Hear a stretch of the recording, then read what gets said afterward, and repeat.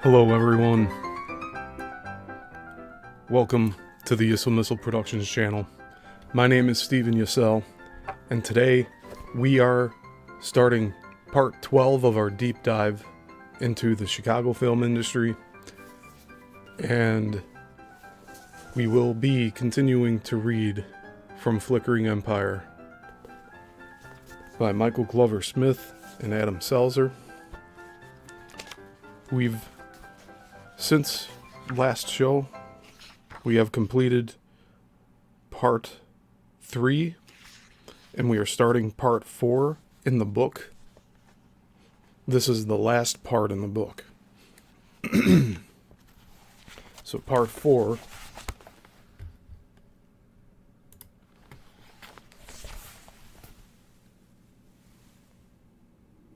it all came crashing down.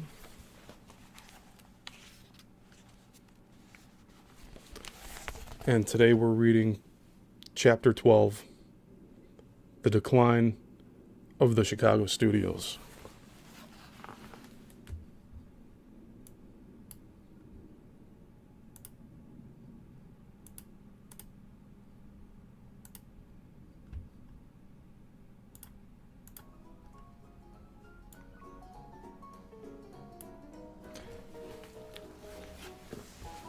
So I'll get this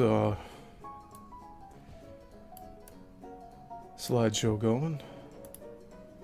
There's a few new pictures in here, not many.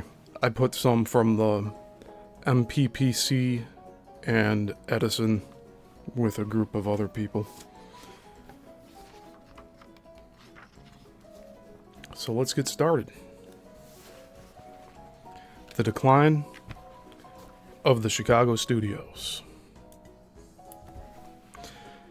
As of 1915, Chicago technically remained a hub for filmmaking.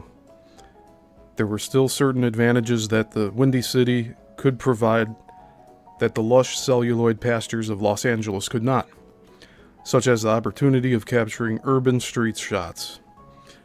In 1915, Mack Sennett of Keystone hired Michael Figliuolo to perform motorcycle stunts in Chicago city streets.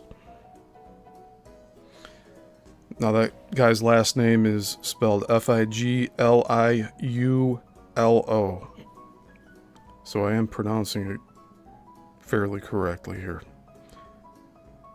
Figliuolo later remembered filming a scene in which he rode off the roof of a 20-story building downtown. Quote, "They sent me off of the building into a big steel net that's suspended from the window a floor below," end quote, he said. He got steady work doing stunts for Sennett in Chicago throughout 1915. The studios there were already in decline, however, and by the time Figliuolo's career was halted by an injury in 1916, there was not much film work left in Chicago.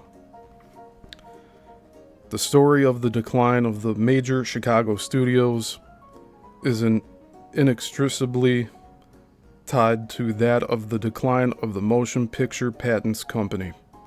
The MPPC first ran into serious trouble in February 1911 when Eastman Kodak, exploiting a loophole in its contract, began selling film stock to unlicensed independent companies. By this time, the independents had started to fight back in earnest against the trust by organizing themselves into something called the Motion Picture Distribution and Sales Company. The building studio heads who ran this outfit,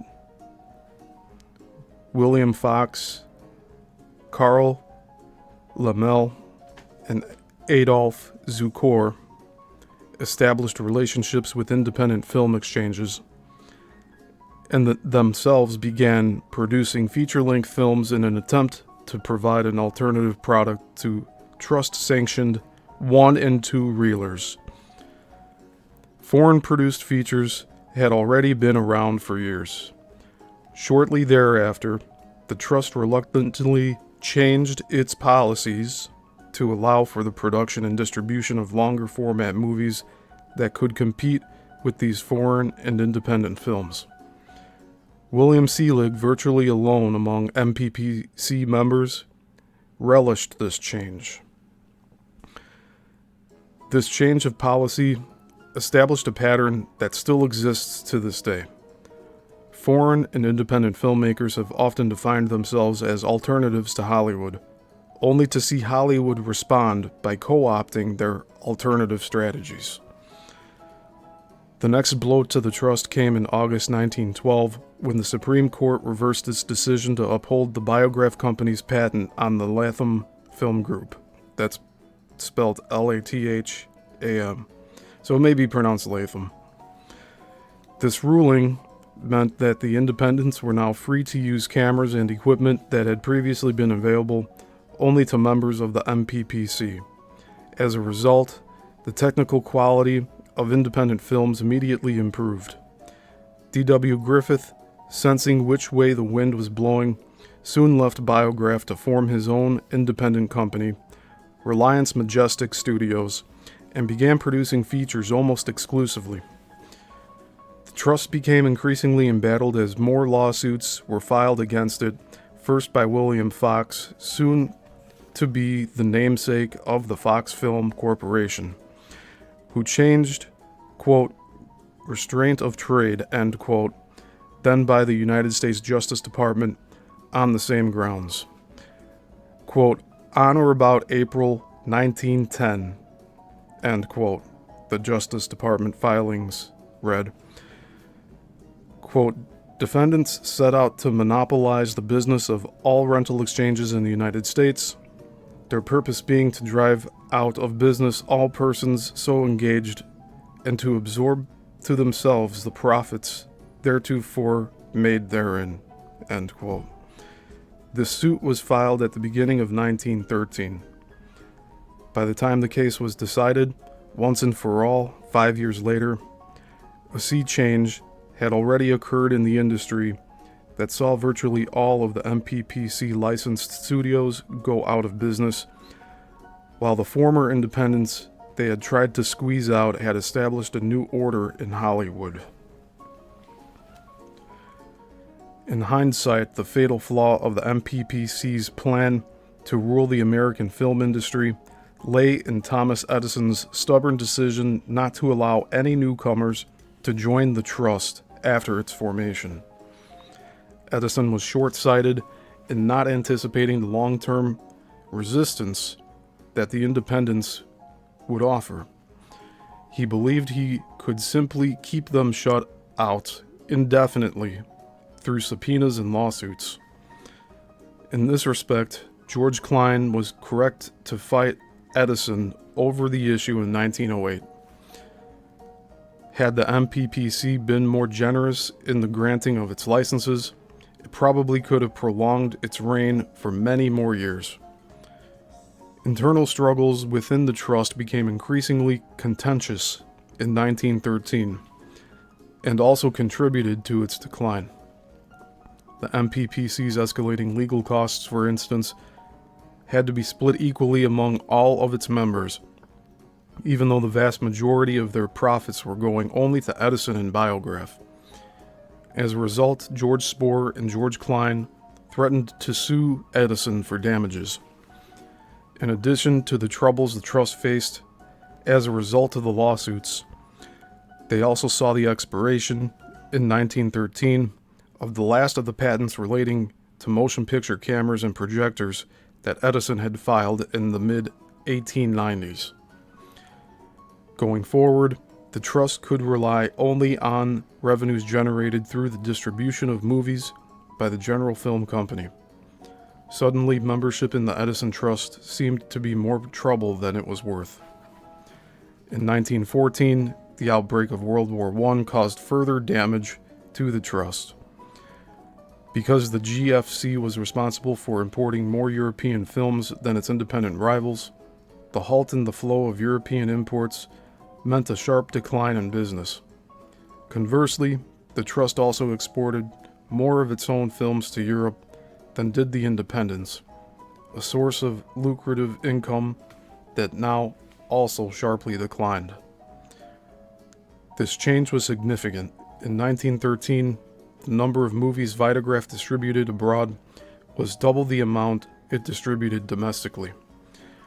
George Klein, ever the voice of reason, begged Edison and Biograph to let the GFC distribute feature films regularly, especially after he had made a killing by distributing 10 real European epics such as Quo Vadis from 1913 and The Last Days of Pompeii, also from 1913, in limited release. The myopic MPPC brass declined the request by saying that the feature of motion pictures would be, quote, the old regular program with film not longer than 3 reels, end quote. Even more damning than the MPPC's failure to recognize the staying power and widespread appeal of the feature film, however, was its insistence on relying solely upon internal financing while its independent rivals turned to Wall Street. In 1914, Maverick distributor turned producer Adolf Zucker founded Paramount Pictures in Hollywood.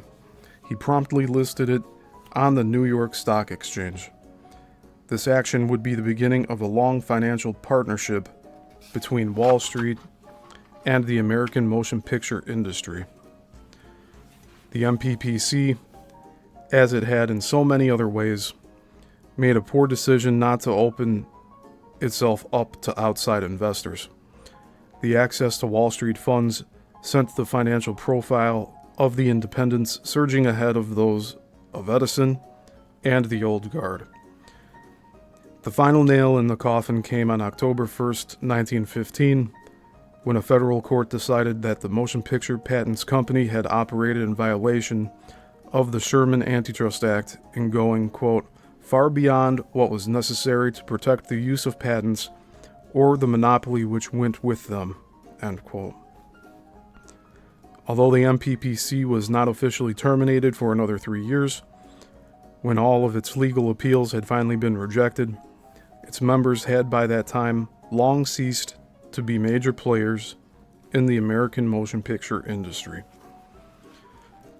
Most of Essena's acting talent had left the company in 1915. After inheriting a large sum of money, Gloria Swanson and her mother determined to go on vacation to Manila, with no intention of ever returning to Essena. Swanson gave her notice. When she first arrived in California en route to Manila, Swanson was met by Wallace Beery in Los Angeles, which then primarily consisted of rickety houses with the occasional cow wandering around. When they drove towards the city, she began to see signs that read, quote, for rent, dogs and actors not wanted, end quote. Beery said with a laugh, this is it. This is Hollywood. Look at some of these freaks. No wonder homeowners won't put them up, They'll do anything to attract attention to themselves and get into movies. End quote. Swanson could clearly see that Hollywood was becoming the city of movies. Swanson wrote in her biography, quote, "The men, women, children, and animals all looked absurd. I had never seen such weird costumes. Loud suits, ruffled dresses, fur jackets, cowboy boots, and crazy hats. They're desperate. Everyone wants to get into pictures. When I finish the series of pictures I'm making in Niles, California, I'm coming down here too. It's the place, no question." End quote. So I actually combined two different quotes here. So Swanson was saying how ridiculous everything was looking up to the crazy hats. But Beery is the one that explained they're desperate. Everyone wants to get into pictures. When I finish the series of pictures I'm making in Niles, California, I'm coming down here too. It's the place, no question. End quote. Swanson had intended only to stop briefly in Hollywood, but was snapped up by Keystone at a rate of $100 per week.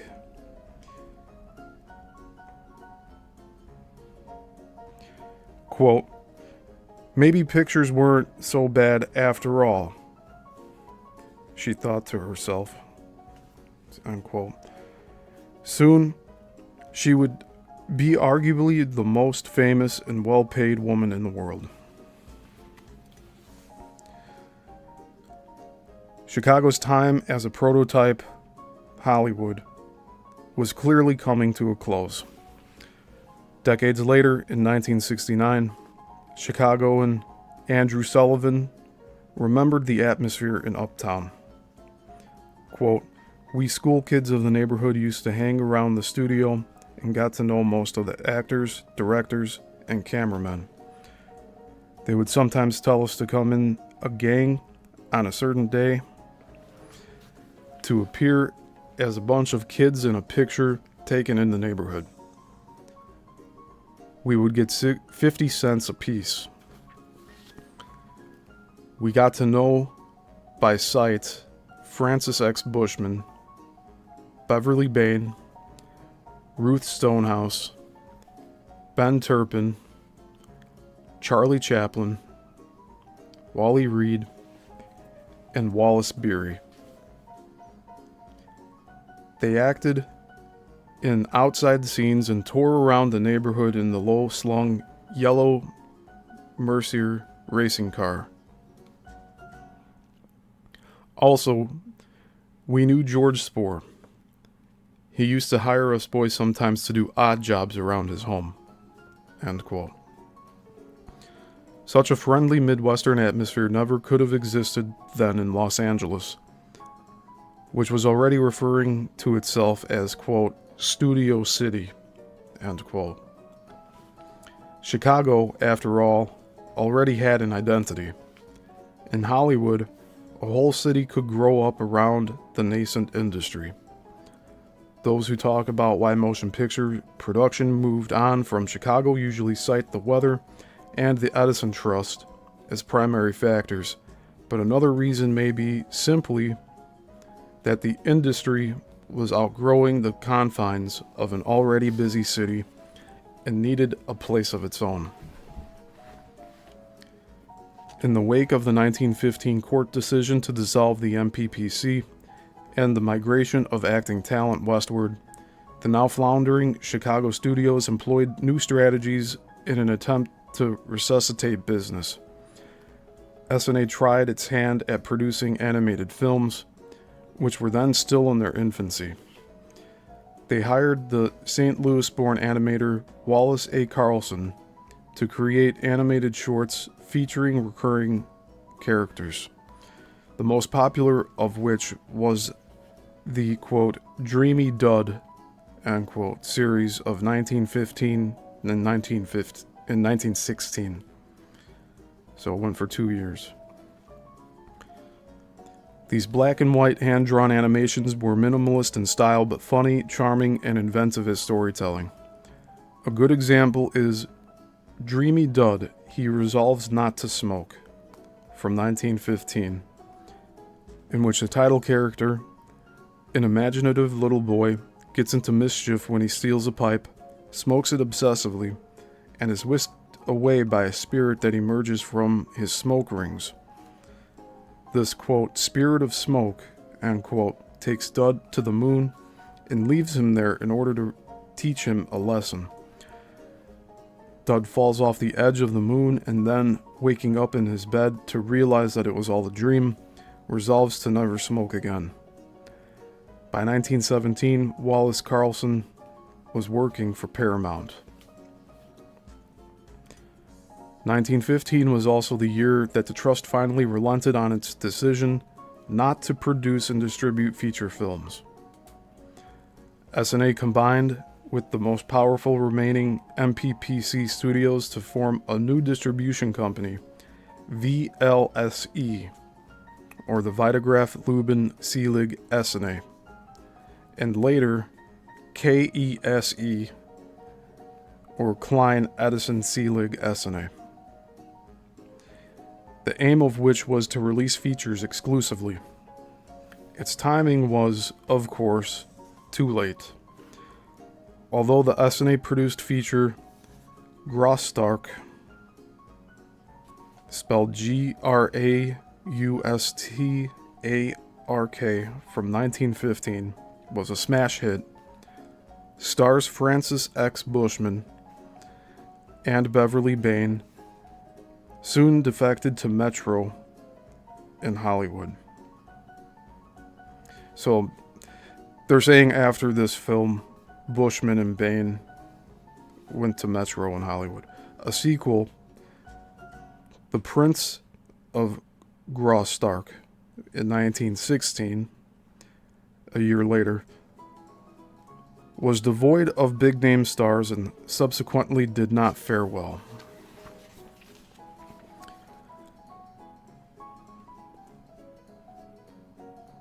You know, since we're talking about that film,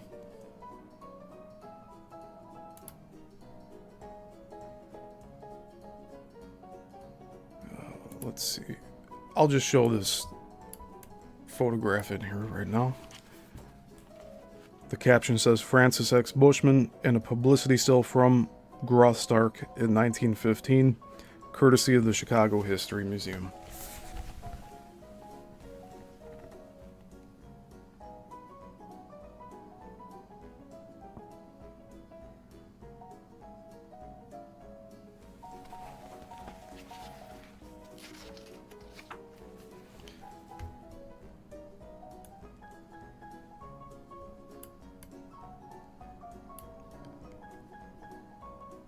Excellent beyond the box.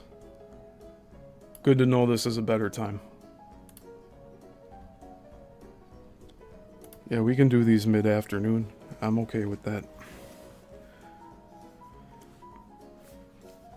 Alright, continuing on.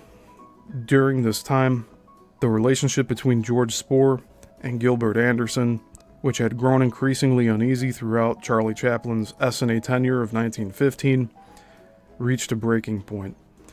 The final straw between the two, as recalled by Bill Cato, Anderson's stuntman, came when Spohr installed a time clock at the Niles studio, which was still cranking out a new horse opera every week, or in some cases, 7 in 1 week, after which Anderson would take 6 weeks off. Furious, Anderson smashed the time clock with an axe and had it sent back to Spohr. Spohr bought out Anderson's share of S&A in early 1916, which was around the time that the Niles studio was shuttered. The most significant Chicago shot S&A films of this era were The Raven, an Edgar Allan Poe biopic directed with imaginative flair by Charles Brabin, spelled Brabin, and starring the great Henry B. Walthall, spelt Walthall, and Sherlock Holmes, a 7-reel feature directed by Arthur Berthelot, spelled Berthelet. The latter was the first feature-length Sherlock Holmes movie, as well as the first film in which the famed detective was portrayed wearing his soon-to-be iconic deerstalker cap. William Gillette, an acclaimed theatrical actor who had originated this look on stage, reprised his role for SNA's screen version.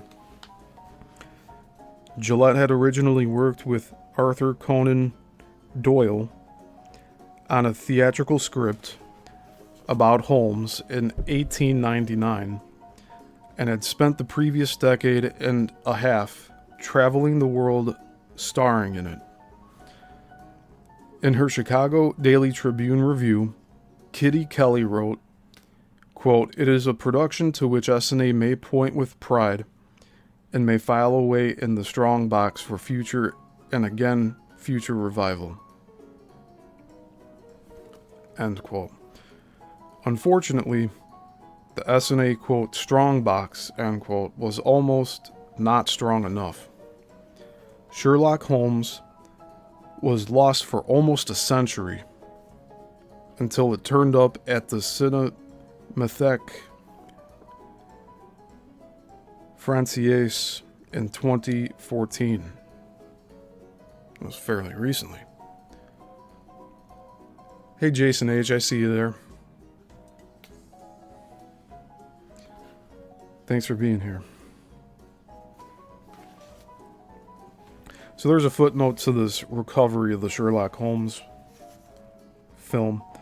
It says, at the time this book went to press, this Flickering Empire book, Sherlock Holmes was undergoing a digital restoration through the joint efforts of the Cinematheque Française and the San Francisco Silent Film Festival, with theatrical re-premieres planned for both France and the United States in 2015. So it's probably already out there. That's pretty cool. And continuing on, The Raven, on the other hand, has always been in circulation and has always been one of the easiest SNA films to see. The Raven begins with an exceptionally bizarre prologue that traces Edgar Allan Poe's ancestors all the way back to Ireland in the 18th century. This scene has absolutely nothing to do with the story that will follow, but it does introduce some interesting trivia, such as the fact that Poe's biological parents were theater actors. Brabham then shows a still photograph of the actual Poe, which dissolves into a close-up of lead actor Henry B. Walthall. And you know, that's actually how I would prefer biograph pictures to start off with. You see the real person, and then a fade into the actor portraying them, so that you know what you're looking at. And you get the idea. I've seen this happen at the end of films a lot of the time. But I think this would be the right way to go about it, presentation-wise. The moment is startlingly effective because Walthall beats a striking resemblance to Poe.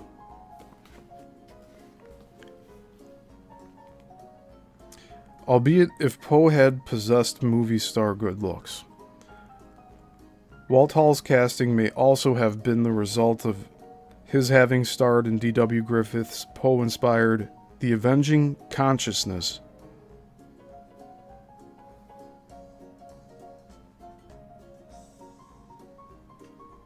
or no, the Avenging Conscience, a year earlier. This dramatic introductory scene was also fitting for a star of Walthall's caliber. The Raven was the 11th of 12 films he would appear in that were released in 1915. The second was Griffith's The Birth of a Nation, in which he played the lead role of the, quote, Little Colonel, end quote. The Raven's narrative proper begins with Poe as a young man living in Virginia as the adopted son of a wealthy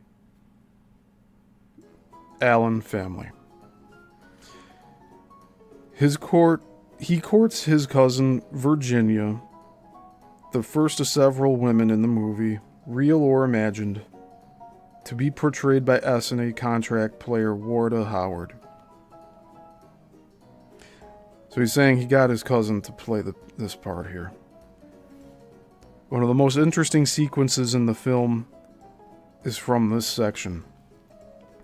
Poe sees a slave being beaten by his owner, and though he cannot really afford it, arranges to buy the slave's freedom. The shocking progressiveness of this scene, as written, is somewhat tempered, however, by the fact that the slave is played with broad comedic flourishes by a white actor in blackface makeup. There's so many things wrong with all of that was just read, including the purchasing. And, yeah. Anyways. I might elaborate that more on Let's Talk tomorrow. The death of Poe's beloved bride is seen in precipitating his descent into madness, which provides the Raven's dramatic high point, a reenactment of the title poem with Poe in the role of the narrator, alone in his study, taunted by a real raven and haunted by the ghost of his, quote, lost Lenore, end quote, which was Howard.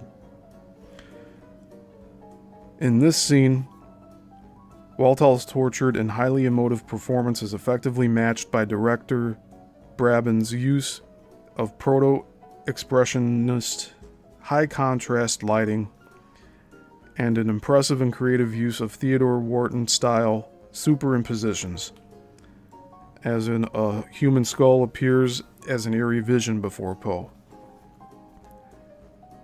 The gothic atmosphere of this climatic scene and Poe's wine-induced hallucinations was certainly ahead of its time. The horror genre would not really catch on in America until the late silent era, after which time it had already fully blossomed in Germany. So I'll show you another photograph here. I was saving them for the end of everything, but we'll look at these now. So this one, the caption says, Henry B. Walthall as Edgar Allan Poe in a still from The Raven in 1916. And this is courtesy of the Chicago History Museum. And this shows his likeness.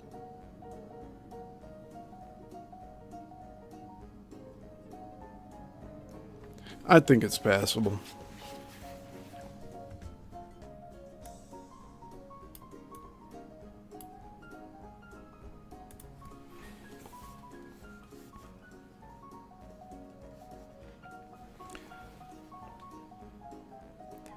Alright, continuing on, and we're almost finished with this chapter. I think we got about 4 or 5 pages left. The Raven would prove to be the highlight of Walthall's tenure at SNA, although he would continue to appear in productions for the studio on and off through 1917 before returning to Hollywood for good. Among the scrapbooks that belonged to Major Marvin Spoor, the brother of SNA founder George Spoor, and one of SNA's top directors of photography, that are now in the archives of the Chicago History Museum. One is devoted entirely to photographs of the Raven, an indication of just how important the studio thought the movie was at the time. Charles Brabin would go on to a fairly distinguished Hollywood career, directing, among many other films, the Boris Karloff vehicle The Mask of Fu Manchu in 1932. He may be best known today, however, for being the answer to a trivia question. He was also the husband of notorious stage and screen star Theta Bara. Their long and unusual for Hollywood successful marriage lasted from 1921 until her death in 1955. George Spore's final big gamble as a studio boss was to sign a contract with French comedian Max Linder in 1916.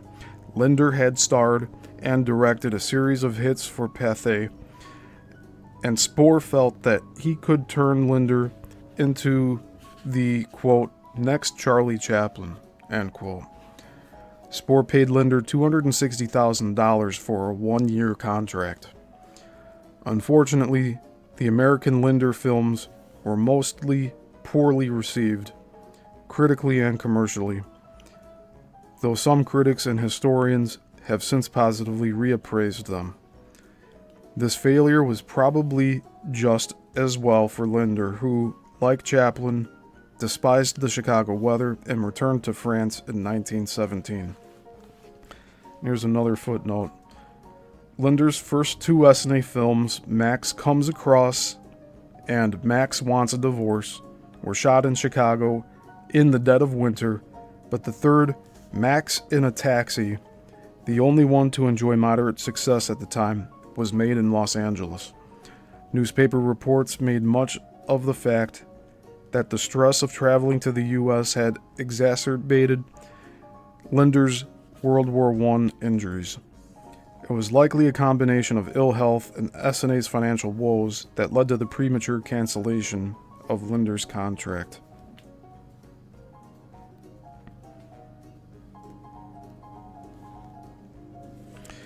In one of Essanay's last official acts, a desperate Spore unsuccessfully attempted to sue Charlie Chaplin for breach of contract.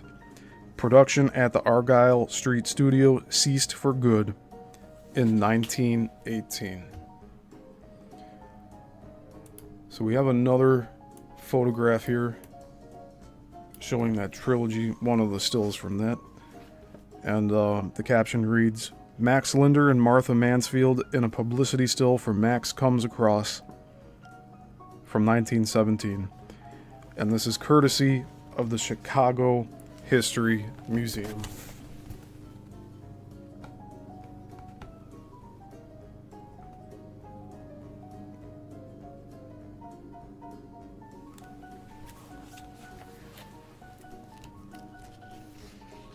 Alright.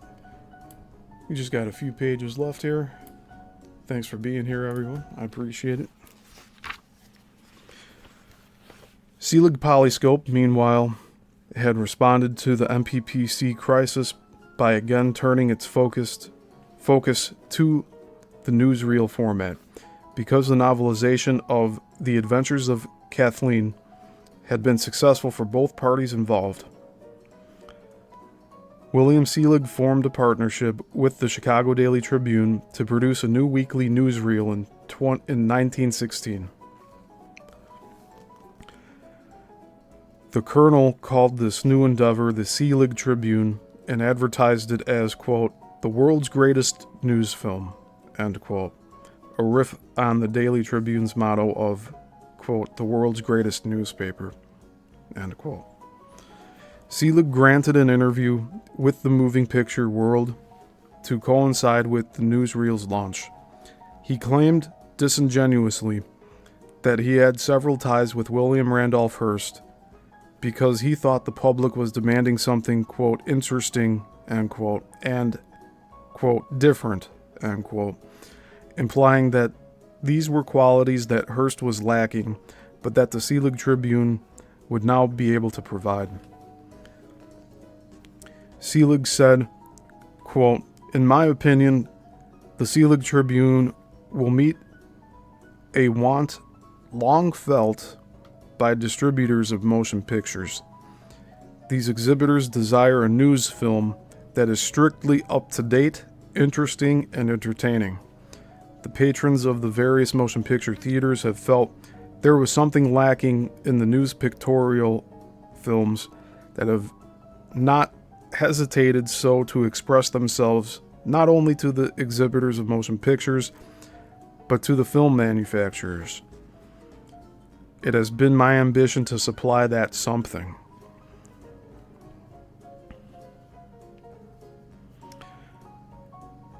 And I think this quote continues on here. So, when I concluded to sever our connection with the Hearst Selig news pictorial and to manufacture and release a news film that would be something different, I was naturally pleased to cooperate with the Chicago Daily and Sunday Tribune. As the reputation of that publicity medium for universal pictorial and news service is flattering. I am sure that the picture play public will be more than satisfied with the Selig Tribune. No time, money, or thought will be spared to make this news film everything it ought to be. End quote. While Selig Polyscope Studio in Edendale continued to focus on producing fictional narratives, the Chicago plant began to focus more and more on the newsreel. Admittedly, the Selig Tribune was a big operation, but Colonel Selig had not constructed a man-made lake and giant outdoor stages for what was rapidly turning into a mere post-production facility. In addition to the war correspondents it had stationed all over the world, there were 75 Selig Polyscope employees in Chicago who worked solely on the creation of the Selig Tribune, prints of which were shipped out twice weekly to hundreds of theaters across the United States. The newsreel, however, was not financially successful enough to justify the enormous expense involved in its creation and distribution. Production of the Selig Tribune stopped at the end of 1916. William Selig had first ordered a halt to the production of fictional narratives at the Chicago plant in mid-1914, but would then periodically reopen for the production of special projects over the next couple of years. One prominent example was 1916's The Crisis, an ambitious attempt to make a Birth of a Nation-style Civil War epic. The Crisis was successful, but not enough to reverse Selig Polyscope's declining fortunes. Selig would never, in fact, recover from the financial troubles he encountered in 1916. The rate of production of his jungle adventure films had dropped from one per week in 1915 to just one per month the following year. Another blow came when Kathleen Williams, his top star for several years running, became married to Paramount Pictures executive Charles Eaton, spelled Eyton, and signed a new contract with his studio. In an interview not long before Williams' departure, Selig had ironically boasted of his star's loyalty while criticizing other studios for not treating their top talent well as he had. Quote, "I've seen some of them, the movie stars, looking pretty unhappy. They ought to remember that their company spent a lot of money in making them. Miss Williams, for instance, owes a great deal to us, but she is loyal to us, and so we are to her. We will always keep her, even when she doesn't play much anymore." End quote. To help compensate for these financial losses, Selig leased out his Edendale studio to William Fox. And so there's another final photo here,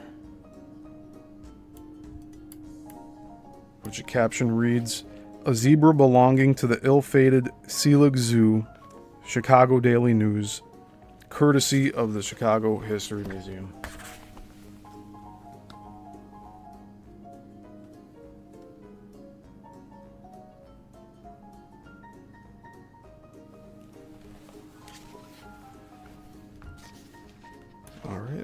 last page and a half here. So thanks for sticking with me. Alright, let's continue. The Colonel was, however, in Chicago as of 1917, apparently still working with an eye to the future. In that year, newspapers carried a photograph of him kissing one of 4 chimpanzees he owned at the Lincoln Park Zoo, where the chimps, Mike, Mary, Betty, and Bill, were being trained for a career in movies. Mary had learned to smoke cigarettes, unlock locks, and, quote, expectorate like a coal heaver, end quote. Even so, when their training was complete, the chimps were ultimately sent to California to launch their acting careers. The most press Selig seems to have received at the time was not for a movie at all, but for a bizarre publicity stunt. He sued Chicago millionaire George Fabyan, spelled Fabyan, on the grounds that Fabyan's claims that Francis Bacon had written William Shakespeare's plays would hurt the ticket sales of future Selig Shakespeare adaptations. That's weird. Yeah, why would Francis Bacon claim that he wrote William Shakespeare's plays? Yeah. Even Selig's friends at the Daily Tribune could barely disguise their mirth at the disingenuous nature of this stunt. They pointed out that Fabyan and Selig were friends and that some experts had estimated Selig would receive, quote, 10 million columns of free advertising, end quote, as a result of the suit. Like S&A, Selig stopped production altogether in 1918.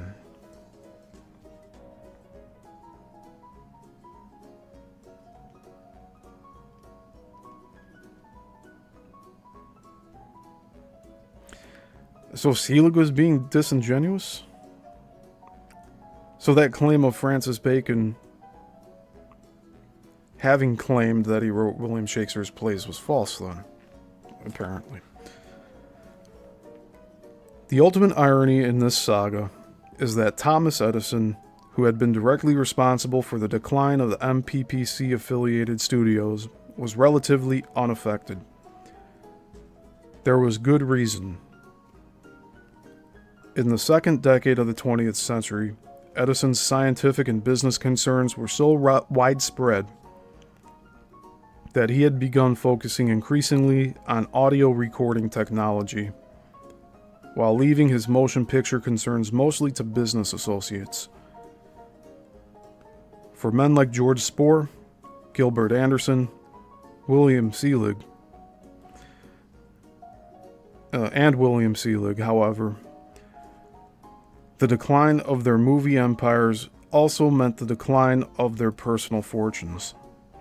The only Chicago motion picture mogul to remain relatively unscathed by the unceremonious end of this era was George Klein, who, because his interest had always been in distribution rather than production, retired a wealthy man in 1928.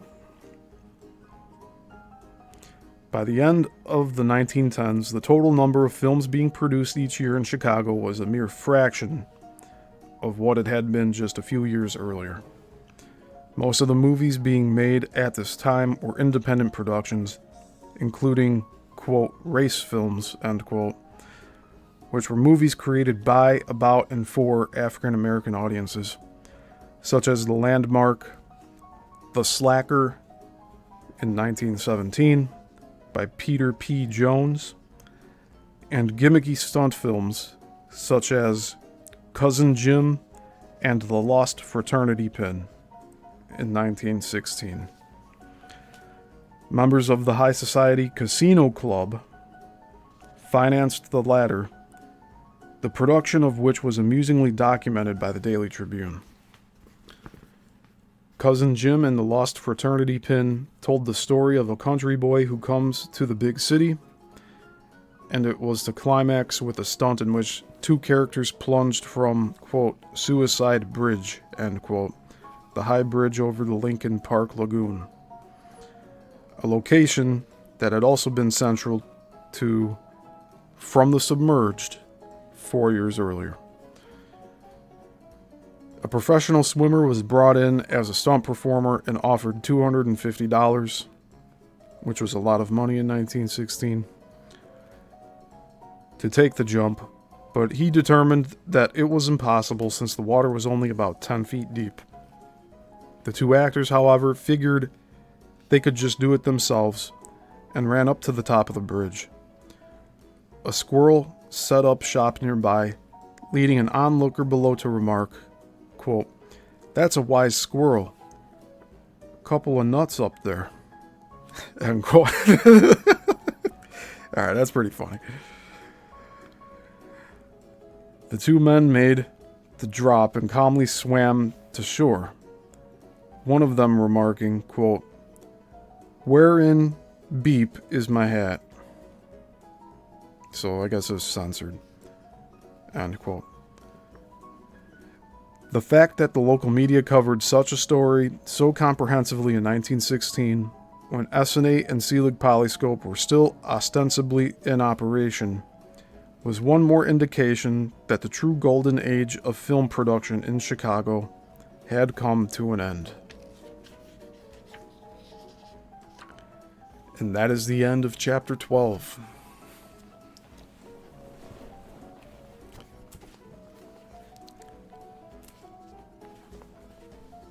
So next week, we will be reading Chapter 13,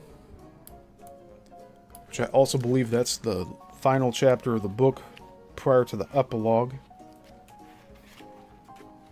And a few additional notes as well. Yeah, there's a postscript on Oscar and Orson. So we still have 3 more to go. So we got 3 more shows in this deep dive, and then we are complete and finished. But next week will be Chapter 13.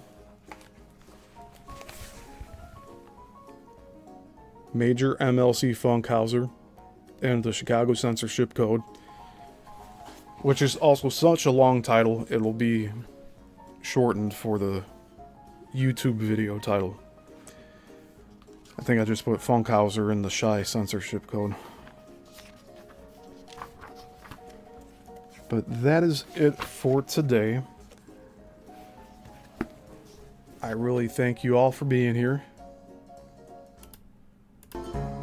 And just remember, everything that has a beginning has an end, but it doesn't have to be sad. So we'll be reading this again soon. I hope to see you all soon. I hope to see you tomorrow.